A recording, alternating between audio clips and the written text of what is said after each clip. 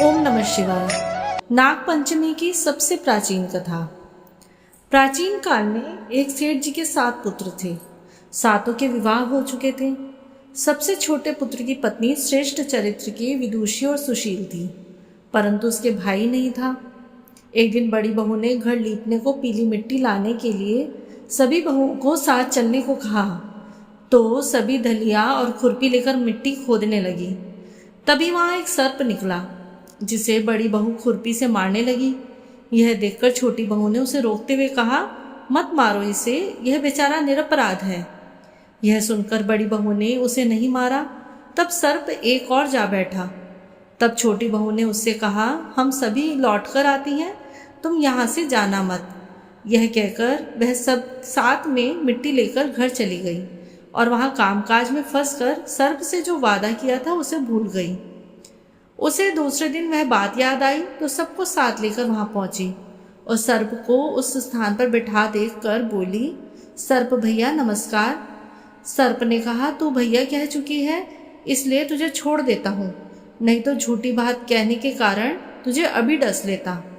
वह बोली, भैया मुझसे भूल हो गई, उसकी क्षमा मांगती हूँ। तब सर्प बोला, अच्छा तू आज से मेरी बहन हुई और मैं तेरा भाई हुआ, तुझे जो मांगना हो मांग ले। वह बोली, भैया मेरा कोई नहीं है, अच्छा हुआ जो तू मेरा भाई बन गया। कुछ दिन व्यतीत होने पर वह सर्प मनुष्य का रूप धरकर उसके घर आया और बोला कि मेरी बहन को भेज दो। सबने कहा कि इसके तो कोई भाई नहीं था। तो वह बोला, मैं दूर के रिश्ते का उसका भाई हूँ, बचपन में ही बाहर चला गया था। उसके विश्वास दिलाने पर घर के लोगों ने छोटी को उसके साथ भेज दिया। उसने मार्ग में बताया कि मैं वही सर्प हूँ, इसलिए तू डरना नहीं और जहाँ चलने में कठिनाई हो वहाँ मेरी पूँछ पकड़ लेना। उसने कहे अनुसार ही किया और इस प्रकार वह उसके घर पहुँच गई। वहाँ के धन ऐश्वर्य को देखकर वह चकित हो गई।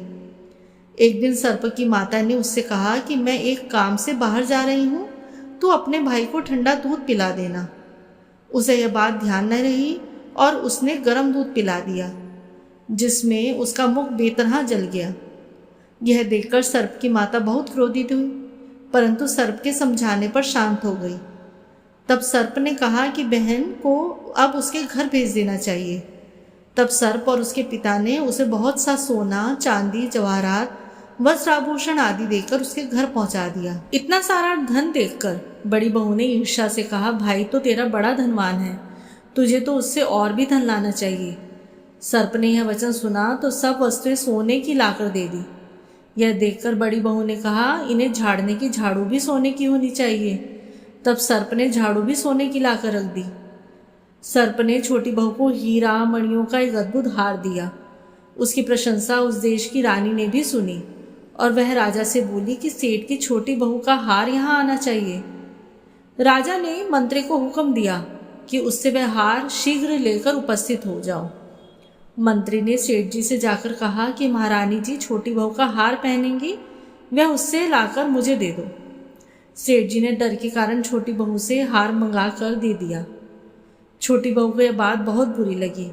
उसने अपने सर्प भाई को याद किया और आने पर प्रार्थना की कि भैया रानी ने हार छीन लिया है, तुम कुछ ऐसा करो जब वह हार उसके गले में रहे तब तक के लिए सर्प बन जाए, और जब वह मुझे लौटा दे तब हीरो और मणियों का हो जाए।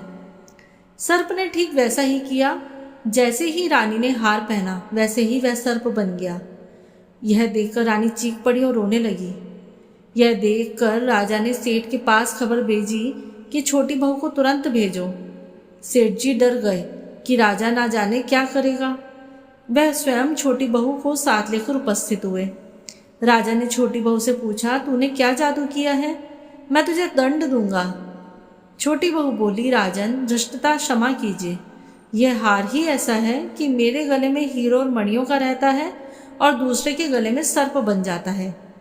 यह सुनकर राजा ने वह सर्प बना हार उसे देकर कहा, अभी पहन कर दिखाओ। छोटी बहू ने जैसे ही उसे पहना वैसे ही हीरा और मणियों का हो गया। यह देखकर राजा को उसकी बात का विश्वास हो गया और उसने प्रसन्न होकर उसे बहुत सी मुद्राएं भी पुरस्कार में दी। वह छोटी अपने हार और इन सहित घर लौट आई। उसके धन को देखकर बड़ी बहू ने ईर्ष्या के कारण उसके पति को सिखाया कि छोटी बहू के पास कहीं से धन आया है।